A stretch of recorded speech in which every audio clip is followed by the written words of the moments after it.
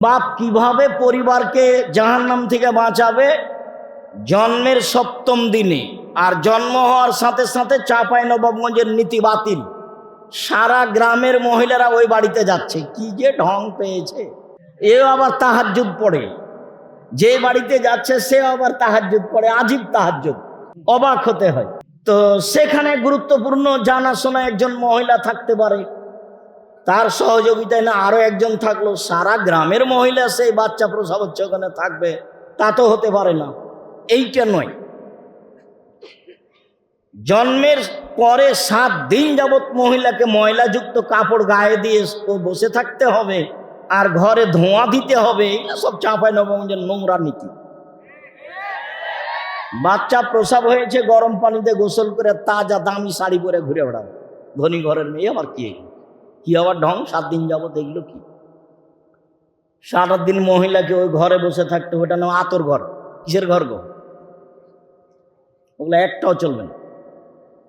7ম দিনের দিন নাম রাখতে হবে, মাথা নেড়ে করতে হবে, ডাক্তার যা বলেছে। 7ম দিনের দিন বাচ্চার নাম রাখতে হবে, ছাগল জবে করতে হবে। ছাগল আধা মরা হোক, না হলে মোটা হোক আর তাজা হোক, যাই হোক না কেন, সব শর্ত কুরবানিতে। কুরবানি মানে মোটা তাজা, কুরবানি মানে দাঁত, কুরবানি মানে ঝকঝকে, কুরবানি মানে কান কাটা চলে না, কুরবানি মানে নাক কাটা চলে না, কুরবানি মানে সিং ভাঙা চলে না, কুরবানি মানে ভাগে চলে না, কুরবানি মানে এই, কুরবানি মানে সেই, নানান সুবিধার দিকে লক্ষ্য করে হলো কুরবানি। আর আকিকা 7 দিনের দিন করতে হবে। একটা ছাগল খালি মরতে বাকি আছে, জবে করে, সমস্যা নেই। এটা হলো বাপের জিম্মেদারি, এখানে নেকি হিসাব নেই। আর ওটা হলো নেকির কাজ। বড় বড় নেকি হয় যেসব কাজে, তার একটা বড় নেকির কাজ হলো কুরবানি। ভাগে কুরবানি করে গোশত নিয়ে গন্ডগোল করলে হবে? ওই পাতা ছিঁড়ে দিবেন, ওটা নয়। টাকা বেশি আছে, উট কুরবানি করবেন রাজস্থান থেকে নিয়ে এসে। যদি না হয় তাহলে গরু ষাঁড়, যদি না হয় তাহলে খাসি, যদি না হয় তাহলে ছাগি, যদি না হয় তাহলে ভেড়ি সবচেয়ে কম দাম। এখানে একটা ভুল ধারণা যেন আপনাদের মধ্যে থেকে সরে যায়, সেটা হলো এই যে কোরআন ভালো করে পড়তে পারে না তাই গুনাহ হবে। এইটা ভুল কথা। কোনো রকম করে পড়ছে তার ডবল নেকি হবে, এটাই ঠিক। হাদিস তো বুখারী মুসলিম। আর বুঝুক আর না বুঝুক সবাকে কোরআন মাজিদ পড়তে হবে, অক্ষর প্রতি 10 নেকি পাবে, আর আল্লাহর পক্ষ থেকে বিশেষ রহমত দয়া আছে। কোরআন মাজিদ তেলাওয়াতে অভ্যাসী হতে হবে। জরুরি 4টা কাজ থাকবে স্মরণীয়। তার একটা হলো 5 ওয়াক্ত সালাত, একটা হলো হালাল রুজি, একটা হলো কোরআন তেলাওয়াত, আর একটা হলো 2 জন বসে আড্ডা না পিটা, গল্প না করা। যেখানে গল্প হয়, আড্ডা পিটা হয়, সেখানে বদনাম গীবাত হয়। আর এখন তো রাস্তাঘাট দোকানপাট বদনাম গীবাত দিয়ে ভরা। একজন আর একজনের বিরুদ্ধে কথা নির্দ্বিধায় বলে যাচ্ছে, কেউ কাউকে পরোয়া করে না। আর এখন তো মুরব্বীদের মানতে হবে, একে মানতে হবে, ওকে মানতে হবে, এই জিনিসটা উঠে গেছে। আর আল্লাহর নবীও বলছেন আবু মুসা আশারীকে, কাইফা বিকুম বিজামানিন, তোমাদের কি হবে, যুগের কি হবে, তোমাদের কি হবে, যুগের কি হবে। এদা উবতিতুম বিহসালাত মিনান নাস, যেদিন তোমরা থাকবে আগাছার মাঝে, মানে সমাজে কোনো ভালো মানুষ থাকবে না, 2-1টা, কেউ কারোর কথা মানবে না। তখন আল্লাহ রসুল বলছেন যে মানুষের ভিতরে মতবিরোধ হয়ে যাবে এরকমভাবে, সুম্বা সাব্বাকা বাইনা আসাবেহি, আঙ্গুলগুলিকে ডান হাতের বাম হাতের আঙ্গুলের মধ্যে ঢুকে বললেন, এই দেখো ডান হাতের আঙ্গুল যেমন বাম হাতের আঙ্গুলের মধ্যে ঢুকে গেল, মানুষের মাঝে মতবিরোধ সেভাবে ঢুকে যাবে। কেউ কাউকে মানবে না, মারে যাতে লহুদল আমানত, কোনো আমানতদারি থাকবে না, আর কোনো ওয়াদা অঙ্গীকার থাকবে না, কেউ কাউকে মানবে না। সেদিন তোমাদের কি হবে, সেদিন যুগের কি হবে, সেদিন তোমাদের কি হবে, সেদিন যুগের কি হবে। তো সাহাবে বলেন আপনি বলেন কি করতে হবে। তখন আল্লাহ রসুল বললেন, সেদিন আলজেম লিসানাক, মুখখান বন্ধ রেখো, মুখ ব্যবহার করিও না রাস্তাঘাটে দোকানপাটে। ওয়ালজেম বাইতাক, বাড়িতে থাকিও, জরুরি প্রয়োজন ছাড়া বাহিরে যায় না। খুজমা তারেফ দামা তুনকেরও, যেটা স্পষ্ট ভালো বুঝতে পারছো সেটা নিও, আর যেটা বুঝতে পারছো না সেটা ছেড়ে দিও। এই কথা বললেন আল্লাহর নবী। যেদিন সমাজের অবস্থা এমন হবে, সেদিন তোমাদের কি হবে, যুগের কি হবে। তোমাদের কি হবে, যুগের কি হবে, তো বলেন কি করতে হবে। তো তাহলে আমি বলি মুখ বন্ধ রেখো, রাস্তাঘাট দোকানপাটে যেখানে সেখানে ব্যবহার করিও না, দুই বাড়িতে থাকো, জরুরি প্রয়োজন ছাড়া বাড়ির বাইরে যাও না, সুন্দর করে এশার সালাত আদায় করে টুপি মাথায় দিয়ে দোকানে বসে আছে আর তাহাজ্জুদ পড়ে তার গল্প করছে। এটা হলো মানায় এগুলো কথা? সংক্ষিপ্ত দুই একটা কথা। পরিবার, আল্লাহ তাআলা বলেন ইয়া আইয়ুহাল্লাযীনা আমানু কু আনফুসাকুম ওয়া আহলিকুম নারা, পৃথিবীর মানুষ তোমরা জাহান্নাম থেকে তোমাদের বাঁচাও আর পরিবারকে বাঁচাও। তার মানে একটা মানুষ নিজেকে জাহান্নাম থেকে বাঁচাতে পারবে, কলা কৌশল তার কাছে আছে। পরিবারকে জাহান্নাম থেকে বাঁচাতে পারবে, তার কলা কৌশল তার কাছে আছে, যেটা আল্লাহ তাআলা দিয়েছেন, যেটা রাসূল সাল্লাল্লাহু আলাইহি সাল্লাম বলেছেন। নিজেকে জাহান্নাম থেকে বাঁচাবো কিভাবে, তার একটা হাদিস। উকবা ইবনে আমির রাদিয়াল্লাহু তাআলা আনহু বলেন, রাসূল সাল্লাল্লাহু আলাইহি সাল্লাম বললেন যে আলজাম লিসানাক, মুখখান বন্ধ রেখো জাহান্নাম থেকে বেঁচে যাওয়া। ওয়ালিয়াসা বাইতুক, বাড়িকে প্রশস্ত করো, জরুরি কাজ ছাড়া বাড়ির বাইরে যাও না, তাহলে জাহান্নাম থেকে বেঁচে যাওয়া। 3 অবকালা খাতিয়াতে, পাপের জন্য কাঁদো, তাহলে জাহান্নাম থেকে বেঁচে যাওয়া।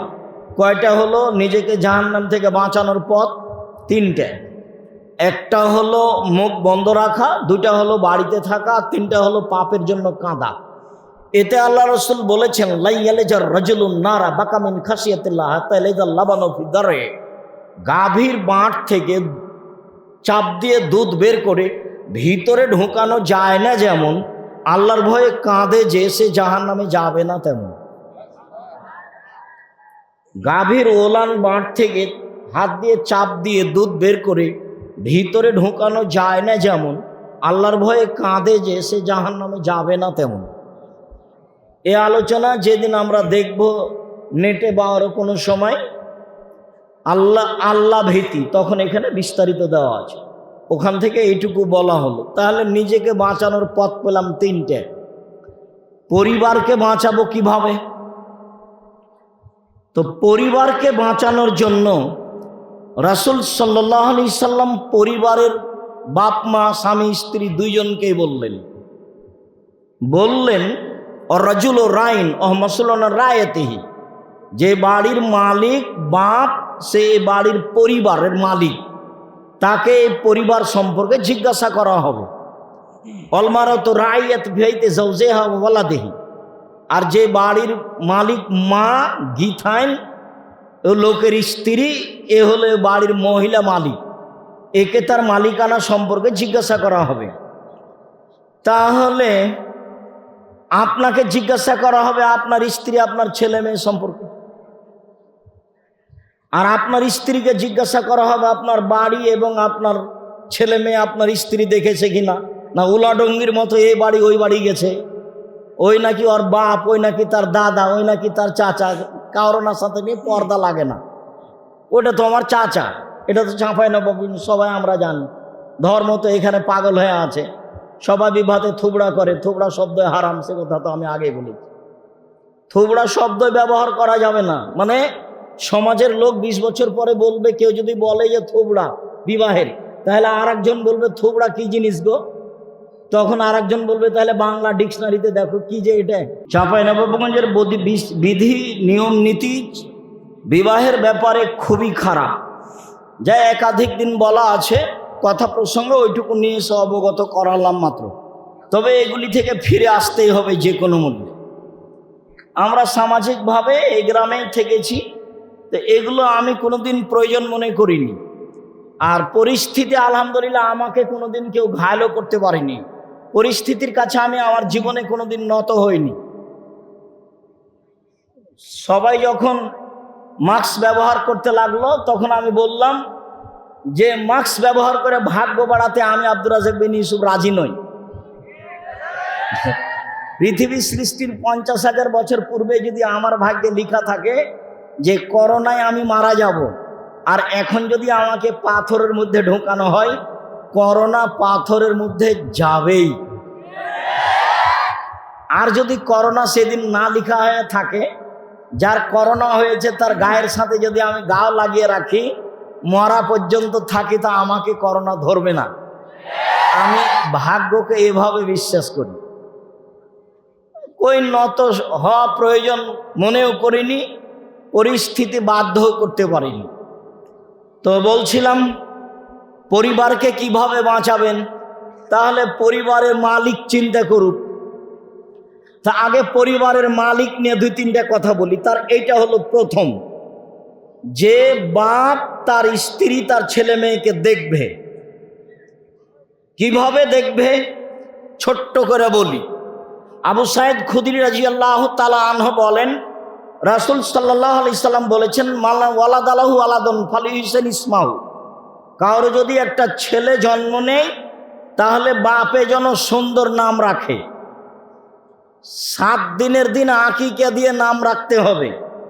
7 দিনের আগেও আকিকা চলে না, 7 দিনের পরেও চলে না, 14 দিনে চলে না, 21 দিনে চলে না, উট দিয়ে চলে না, গরু দিয়ে চলে না, মহিষ দিয়ে চলে না, শুধু চলে ছাগল ছাগি, ভেড়া ভেড়ি, দুম্বা দুম্বি, এই 3 শ্রেণীর 6টা দিয়ে চলে, 7ম দিনেই চলে। তো বাপ কিভাবে পরিবারকে জাহান্নাম থেকে বাঁচাবে? জন্মের 7ম দিনে। আর জন্ম হওয়ার সাথে সাথে চাঁপাইনবাবগঞ্জের নীতি বাতিল, সারা গ্রামের মহিলারা ওই বাড়িতে যাচ্ছে। কি যে ঢং পেয়েছে! এও আবার তাহাজ্জুদ পড়ে, যে বাড়িতে যাচ্ছে সে আবার তাহাজ্জুদ পড়ে, আজীব তাহাজ্জুদ, অবাক হতে হয়। তো সেখানে গুরুত্বপূর্ণ জানাশোনা একজন মহিলা থাকতে পারে, তার সহযোগিতায় না আরো একজন থাকলো, সারা গ্রামের মহিলা সেই বাচ্চা প্রসব হচ্ছে ওখানে থাকবে, তা তো হতে পারে না। এইটা নয়, জন্মের পরে 7 দিন যাবৎ মহিলাকে ময়লাযুক্ত কাপড় গায়ে দিয়ে বসে থাকতে হবে, আর ঘরে ধোঁয়া দিতে হবে। এগুলো সব চাঁপাইনবাবগঞ্জের নোংরা নীতি। বাচ্চা প্রসব হয়েছে, গরম পানিতে গোসল করে তাজা দামি শাড়ি পরে ঘুরে বেড়াবে, ধনী ঘরের মেয়ে। আবার কি আবার ঢং! 7 দিন যাবৎ এগুলো কি? সারা দিন মহিলাকে ওই ঘরে বসে থাকতে, ওটা নাম আতর ঘর। কিসের ঘর গো? ওগুলো একটাও চলবে না। 7ম দিনের দিন নাম রাখতে হবে, মাথা নেড়ে করতে হবে, ডাক্তার যা বলেছে বলেছে। 7ম দিনের দিন বাচ্চার নাম রাখতে হবে, ছাগল জবে করতে হবে। ছাগল আধা মরা হোক, না হলে মোটা হোক আর তাজা হোক, যাই হোক না কেন, সব শর্ত কুরবানিতে। কুরবানি মানে মোটা তাজা, কুরবানি মানে দাঁত, কুরবানি মানে ঝকঝকে, কুরবানি মানে কান কাটা চলে না, কুরবানি মানে নাক কাটা চলে না, কুরবানি মানে সিং ভাঙা চলে না, কুরবানি মানে ভাগে চলে না, কুরবানি মানে এই, কুরবানি মানে সেই, নানান সুবিধার দিকে লক্ষ্য করে হলো কুরবানি। আর আকিকা 7 দিনের দিন করতে হবে। একটা ছাগল খালি মরতে বাকি আছে, জবাই করে, সমস্যা নেই। এটা হলো বাপের জিম্মেদারি, এখানে নেকি হিসাব নেই। আর ওটা হলো নেকির কাজ। বড় বড় নেকি হয় যেসব কাজে, তার একটা বড় নেকির কাজ হলো কুরবানি। ভাগে কুরবানি করে গোশত নিয়ে গন্ডগোল করলে হবে, ওই পাতা ছিঁড়ে দিবেন, ওটা নয়।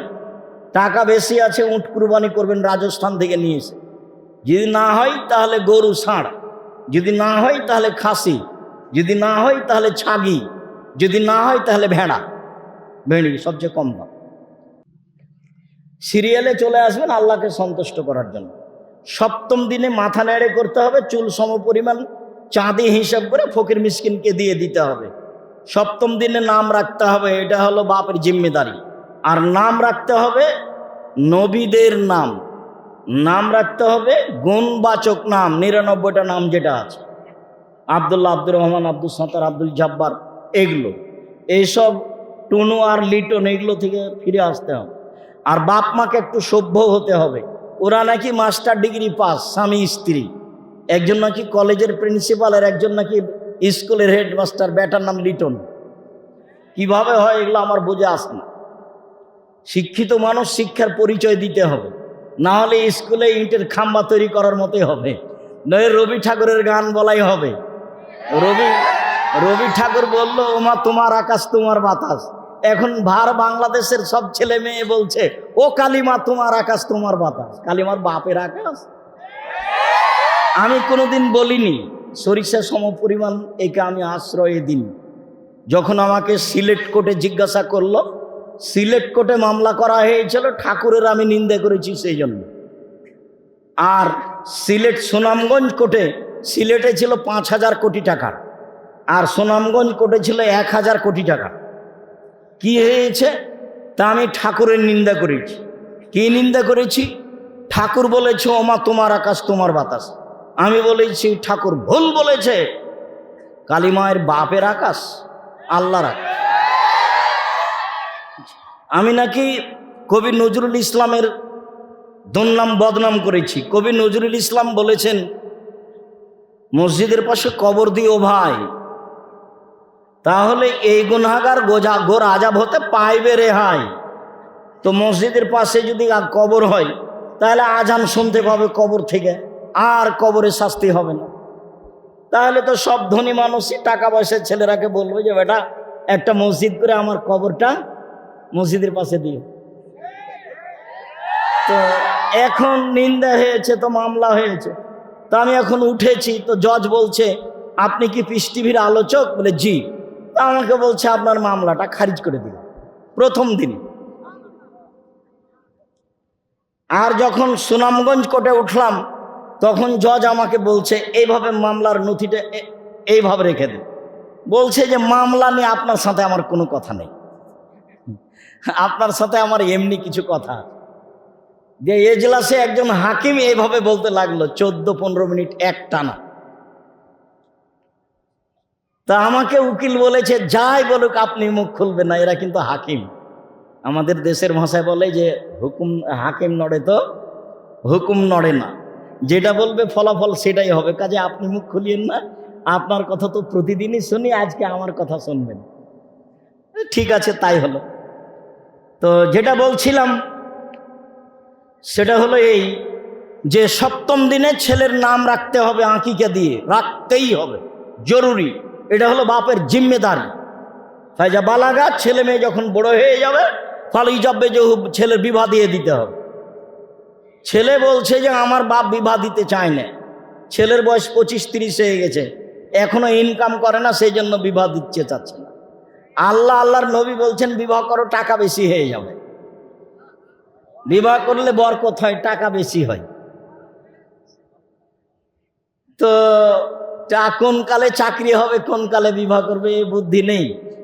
ছেলে মেয়ে বড় হলে বিবাহ দিয়ে দিতে হবে, এটাই হিসাব বাপ মাকে। ফায়জা বালাগা হলো মিজাবে জহু, ছেলে মেয়ে যদি বড় হয় বিবাহ না দিয়ে দেয়, ফাইন আসাবা ইসমান, ছেলে মেয়ে যদি কোনো পাপ করে ফাইন নাম ইসমহলা আবিহে, সেই পাপ তার বাপের উপরে হবে। কত দিকের আপনি পাপ নিবেন? এমনি তো 5 ওয়াক্ত সালাত আদায় করে না, সেদিক গেছে। দোকানে বসে আড্ডা পিটেন, সেটাও গেল।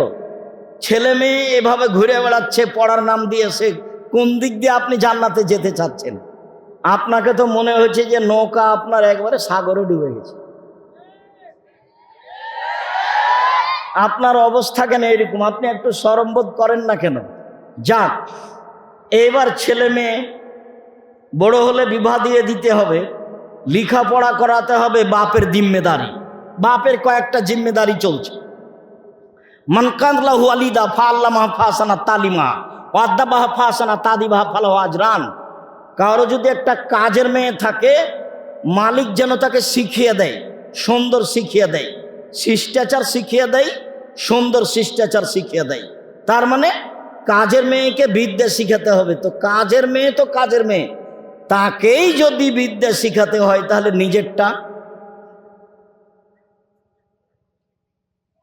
নিজের ছেলে মেয়েকে বিদ্যা শিখাতে হবে, এটা বাপের জিম্মেদারি। বাপ জরুরিভাবে ছেলে মেয়েকে শিক্ষা দিবে যে কোনো মূল্যে।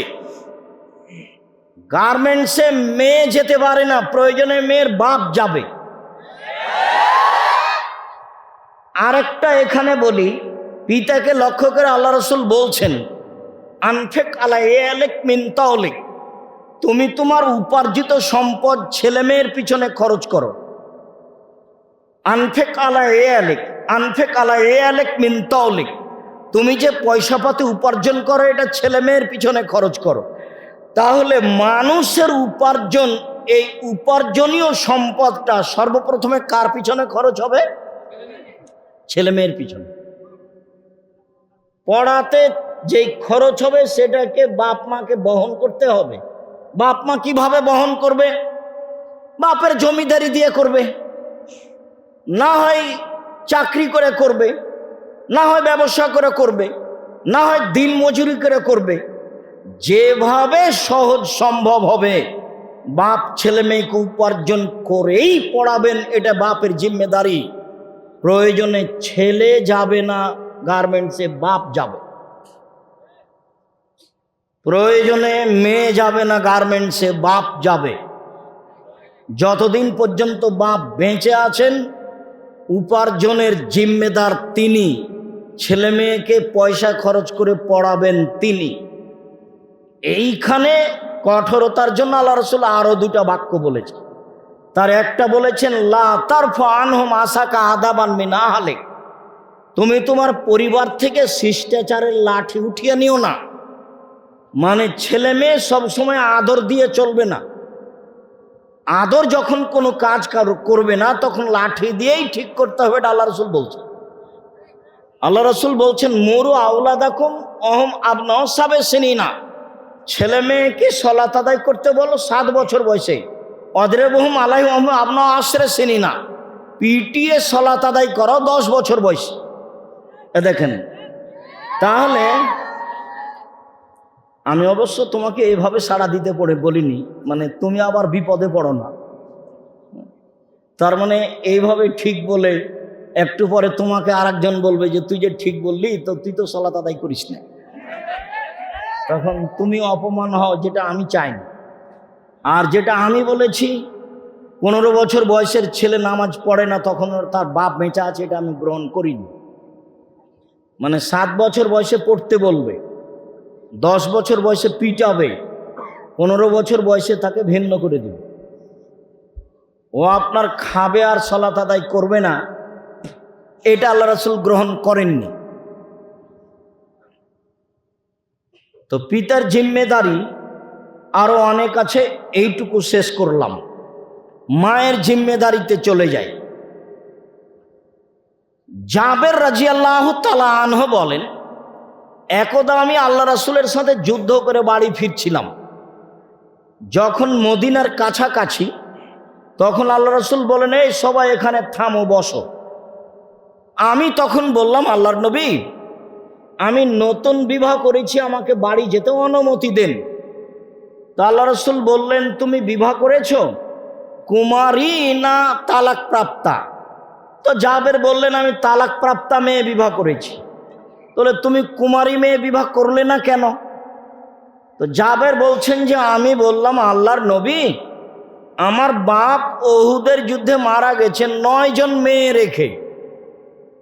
আক্রাহ আন উজাব্বেজা মিসলাহুন্না, আমি তাদের মতোই সমবয়সের, আর এক জায়গাতে এসেছে বুখারীতে খারকা, তাদের মতোই কম বয়সের বোকা একটা মেয়ে পরিবারে নিয়ে আসবে, এটা আমি চাইনি।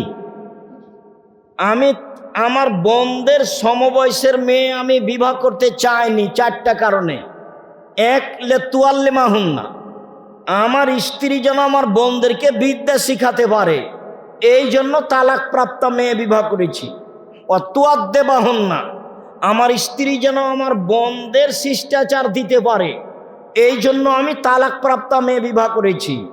অতুরাজ্জেলাহুন্না, আমার স্ত্রী যেন আমার বোনদের মাথার চুল চিরনি করে সাজগোজ করে রাখতে পারে, এই জন্য আমি তালাক প্রাপ্তা বুদ্ধিমতী হুঁশিয়ার চলমান মোতাজাররাব তাজরবাকার চিন্তা ভাবনা করা শক্তিশালী অভিজ্ঞপূর্ণ আমি মহিলা বিবাহ করেছি।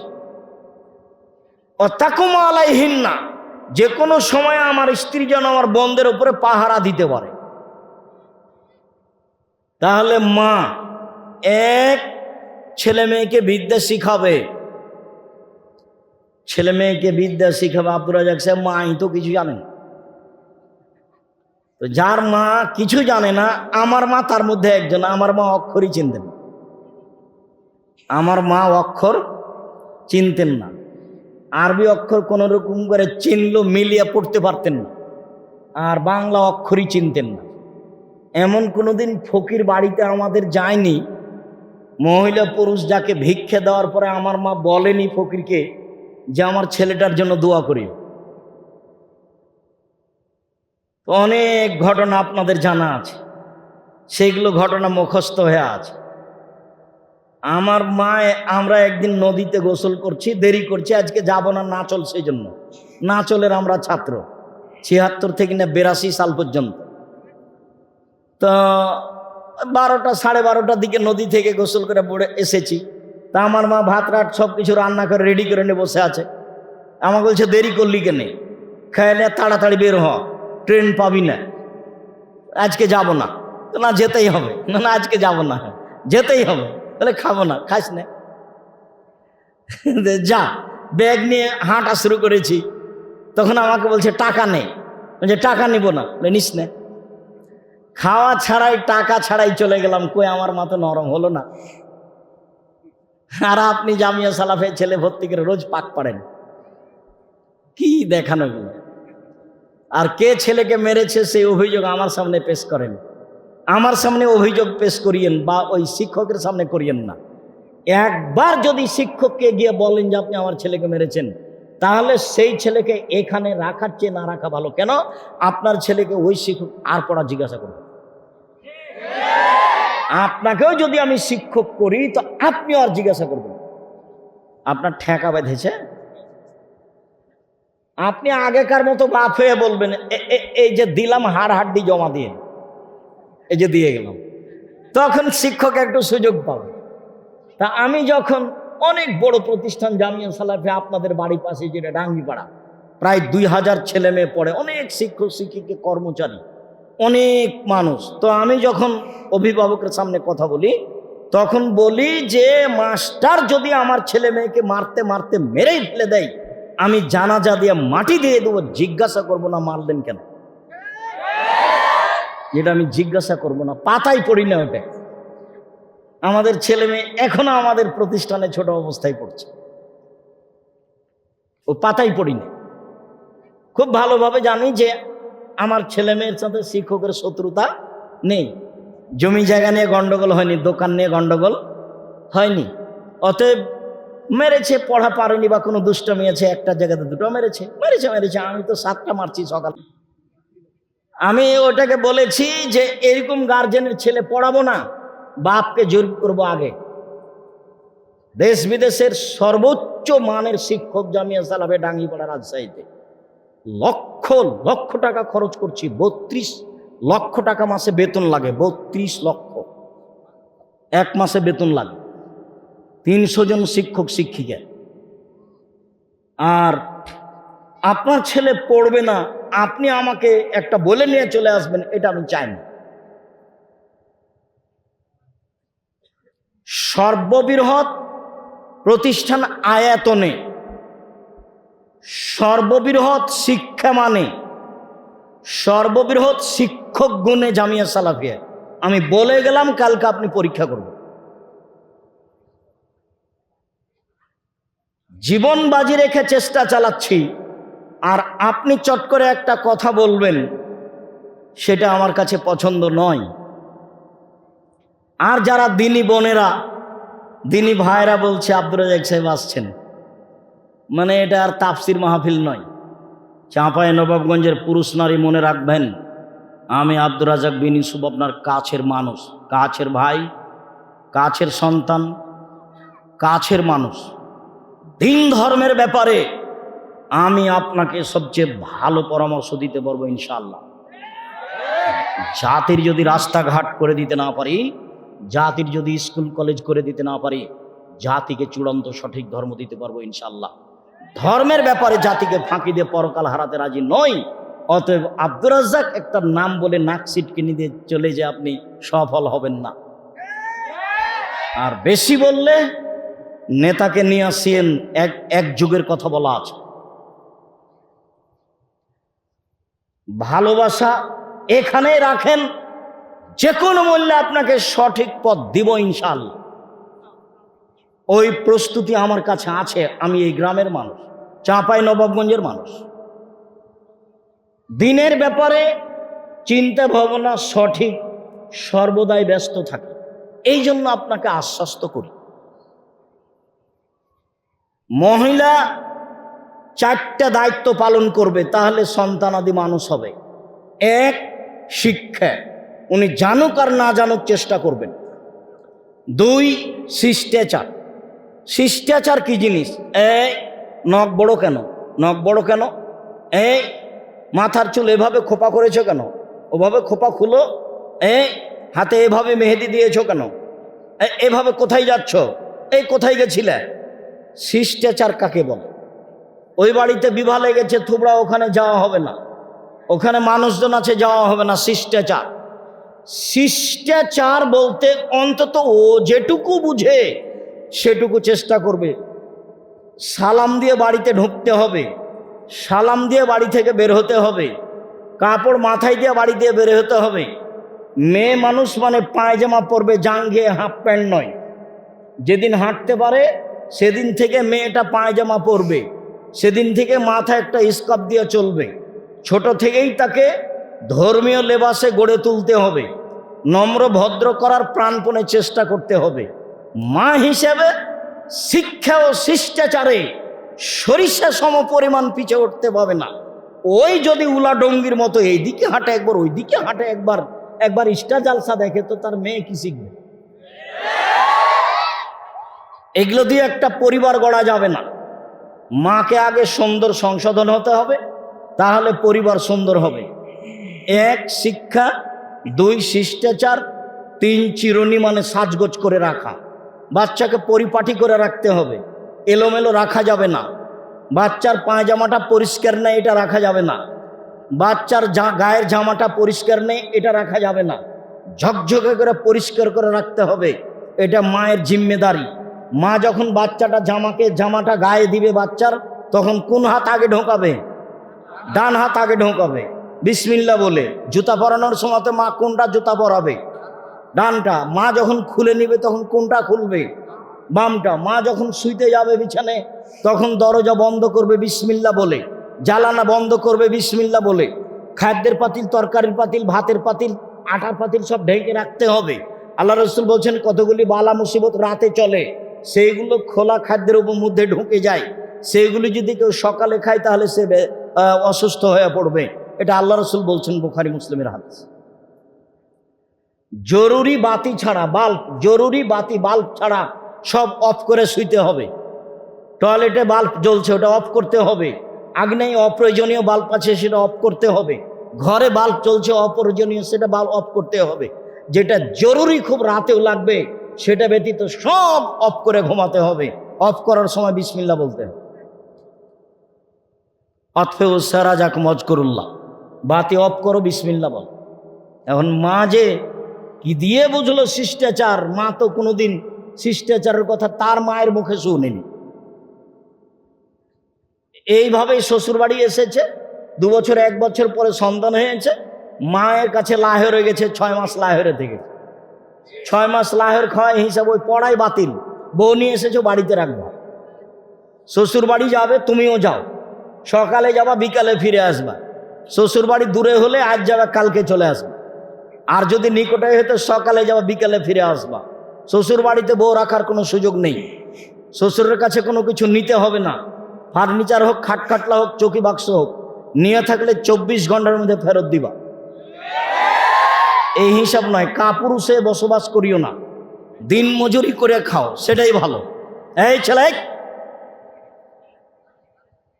মানুষের বাড়িতে কাজ করে খাওয়া ভালো, শ্বশুরের কাছে কিছু নিতে হবে না, এর নাম যৌতুক। টাকা পয়সা দিয়ে বিবাহ করতে হয়, টাকা পয়সা নিয়ে নয়। তাহলে 4টে জিনিস থাকলো। সাজগোজ করে মেয়ে রাখতে হবে। আর 4 নম্বরটা হলো পাহারাদার। আপনার স্ত্রী আপনার ছেলে মেয়ের উপরে কি? পাহারাদার। শিক্ষা দিবে মা, শিষ্টাচার দিবে মা, সাজগোজ করে রাখবে মা, পাহারা দিবে মা। এতটি হলো মায়ের কাজ। হাদিস বুখারী মুসলিম। আপনি মহিলা মানুষ 2-1 জন আছেন, আপনার কথা একটু বলি। রাসূল সাল্লাল্লাহু আলাইহি সাল্লামকে হাকিম ইবনে মুআবিয়া আল কোশাইরি এসে বলছেন, মা হাক হাক্কো জাওজাতেনা আলাইহি, আমাদের স্ত্রীরা আমাদের কাছে কি পায়, আমরা তাদের কি করতে পারি, কি হক রাখে। তখন আল্লাহ রসুল বললেন, এক, এজা আতামতা আতেমহায় যা তায়েমতা, যখন খাবা তখন খাওয়াবা, যখন পড়বা তখন পড়াবা, অলা তুকাব্বে, কটু কথা বলবো না, অলা তাজের বিল অঝা, মুখের ওপরে মারবা না, অলা তাহাজরিল্লা ফিল বাইতে, নিজের বাড়ি ছাড়া কোথাও যেতে দিবা না, কোথাও থাকতে দিবা না, শ্বশুর বাড়ি, খালার বাড়ি, নানির বাড়ি, সব বাড়ি নিষেধ। জরুরি প্রয়োজন ছাড়া আপনার স্ত্রী বাড়ির বাইরে যেতে পাবে না। এক, ভালো মানের আপনার ক্ষমতা অনুযায়ী খেতে দিবেন। দুই, ভালো মানের আপনার ক্ষমতা অনুযায়ী কাপড় দিবেন। তিন, গালি, অকথ্য ভাষা, কটু ভাষা বলা নিষেধ। এদিক দিয়ে তো আমাদের চাঁপাইনবাবগঞ্জের লোকজন অনেক পিছনে, একটুতে কম বেশি হলে গালি দিয়ে বসে, মুখ খারাপ করবেন না। চার, কোনো সময় যদি মারাই লাগে হালকা, মুখের উপরে মারবেন না। পাঁচ, নিজের বাড়ি ছাড়া কোথাও যেতে দিবেন না। মহিলারা, আপনাদের একটা কথা বলে আজকের আলোচনা শেষ করি। আল্লাহ রসুল বললেন যে মহিলারা যদি চারটা কাজ করতে পারে, জান্নাতের সব দরজা খোলা। এক, এই যে সাল্লাত খামসাহা, যখন 5 ওয়াক্ত সালাত আদায় করতে পারবে। দুই, সমাত সাহারাহা, রমজান মাসে সিয়াম পালন করবে। তিন, আতাত বালাহা, স্বামীকে মেনে চলবে। কথা আপনার মুখস্থ আছে, একাধিক দিন শুনেছেন, এ কথাই ঠিক। এরপরেও আমি বলছি, আমল না করলে ভুল তো আপনার, মানতেই হবে। স্বামীকে মেনেই চলতে হবে, তিতা লাগলেও মিঠা লাগলেও। সংসার ভালো করে শান্তি তৃপ্তিতে চালাতে হলে স্বামীকে মেনেই চলতে হবে, আপত্তি ছাড়াই। আর অত অভিমান করা হবে না, এই দিলা না সেই দিলা না, কোনো অভিমান নেই। অভিমান হলেই শয়তান সুযোগ পাবে, তখন সংসারটার ক্ষতি হবে। অভিমান নেই, যা দিবা তাতে আমি খুশি, যেভাবে চালাবা পাপ না হলে সেভাবে চলতে আমি রাজি। আর শেষেরটা হলো, এক, 5 ওয়াক্ত সালাত। দুই, রমজান মাসে সিয়াম। তিন, স্বামীকে মেনে চলা। চার, জেনায় লিপ্ত না হওয়া। এই চারটা কাজ যদি আপনার থাকে, জান্নাতের সব দরজা খোলা। যদি স্বামীর সাথে গন্ডগোল হয়ে থাকে, আজকে ঠিক করে নেন। যদি অশ্লীল কাজে লিপ্ত হয়ে থাকেন, আজকে রাতে উঠে 2 রাকাত সালাত আদায় করে কান্নাকাটি করে হাত তুলে আল্লাহকে বলেন, আল্লাহ মেনে নেওয়ার জন্য প্রতীক্ষমান আছেন। সম্মানিত দিনী ভাই বোন, পরিবারের জন্য আপনাকে, পরিবারের উপরে আপনাকে সচেতন হওয়ার জন্য আন্তরিকভাবে অনুরোধ জানিয়ে বলছি, এই ছেলে, কথা বলার সময় কোনো কথা যখন সবাই মিলে বলে উঠো, তখন যেই কথাটা বলা হয় সেই কথাটার মান কমে যায়। যার কারণে মুখ বন্ধ করে গুরুত্বপূর্ণ কথা শুনতে থাকতে হবে শেষ পর্যন্ত, তাহলে এই কথার মান বজায় থাকবে। এটা মনে রাখিও। আপনাদেরও বলছি মুরব্বী, আর আমি দ্বিতীয় যেটা বলছি, জামিয়া সালাফিয়া চাঁপাইনবাবগঞ্জের মানুষের প্রতিষ্ঠান, সেটা আছে রাজশাহীতে থাক, সেটা দিনাজপুরে আছে থাক, সেটা বরিশালে আছে থাক, সেটা ঢাকায় আছে থাক, তবে জামিয়া সালাফিয়া আমাদের ছেলেমেয়েরা পড়বে, এটা আমার ঐকান্তিক আশা। ব্যয়বহুল পয়সা খরচ করে দেশ বিদেশের শিক্ষক দিয়ে জামিয়া সালাফিয়া চলে। আপনার ছেলে মেয়ে এখানে পড়বে, এটাই আমি দাবি রাখি। ডিসেম্বরে ফর্ম নেবেন, জানুয়ারির 1 তারিখ, 1 জানুয়ারি হলে ভর্তির তারিখ, সেদিন ছেলে মেয়ে নিয়ে যাবেন। থাকা খাওয়া সব মিলে, বেতন সেতন সব মিলে 3200 টাকা নেয়। 200-100 টাকা বেশি হতে পারে সময়ের গতিতে। ভর্তি ফি তেমন কিছু বেশি নয়। একটা লোক প্রতিদিন 500 টাকা ইনকাম করলে 15,000 টাকা ইনকাম করবে মাস। ছেলে মেয়েকে পড়াতে হবে, পয়সা খরচ করে, এটাই মাথায় থাকে যেন। দ্বিতীয় হলো এই যে হাত তুলে দোয়া করার ব্যাপারে অনেক দিন লড়াই করতে হয়েছে, এখন আর লাগে না। এরপরে আপনাকে আমি বলছি, হাত তুলেই দোয়া করতে হবে ব্যক্তিগতভাবে। হাত তুলে দোয়া করলে আল্লাহ যেভাবে শোনেন, অন্য পরিস্থিতিতে আল্লাহ সেভাবে শোনেন না। হাত তুলেই বলবেন, আগে প্রশংসা করবেন, তারপর দরুদ পড়বেন, তারপর নিজের কথা বলবেন কান্নাকাটি করে। এই জন্য দোয়ার বইটা নিয়ে যাবেন, থাকলে নিয়ে যে আর একজনকে দিয়ে দিবেন, না হলে মসজিদে, যেসব মসজিদে শহরে পড়তে চায় না সেখানে দিয়ে দিবেন। দোয়ার বই ছাড়া কেউ যাবেন না। দ্বিতীয় হলো এই, অনেক দিন থেকেই সাধ ছিল যে নামাজের সলাতের ওপরে বই লিখব। তো আলহামদুলিল্লাহ আমি প্রাণপণে চেষ্টা করেছি সলাতের ওপরে বই লেখা, ভালো মানের করা। আপনার বাড়িতে থাকবে এটা আমি চাই। তারপরে সাধারণত যত বক্তব্য দিয়ে থাকি প্রায় সব বক্তব্য উপদেশে আছে। আজকেরটা উপদেশে আছে। শেষ আলোচনাটা হলো আপনার পরিবার নিয়ে। উপদেশ বইয়ের শেষ আলোচনাটা সব হাদিস দেওয়া আছে, আপনি দেখেন। এছাড়া যদি আর কোনো বই থাকে আদর্শ পরিবার বা কিছু, আর আবদুল্লাহর বই পড়ি আমি, আবদুল্লাহর বক্তব্য শুনি। আব্দুর রহিমের বক্তব্য সেদিন খুব একটা শুনিনি, আজকে প্রায় শুরু থেকে শেষ পর্যন্ত শুনছিলাম। তো গুরুত্বপূর্ণ কথাই ছিল। আমরা দোয়া করি আল্লাহ যেন তাদের খিদমাত কবুল করেন, তাদের রুজিতে, তাদের ইলমে আল্লাহ বরকত দান করেন। আপনার ছেলে মেয়ের জন্য দোয়া করি আল্লাহ যেন আপনার ছেলে মেয়েকে এভাবে কবুল করে।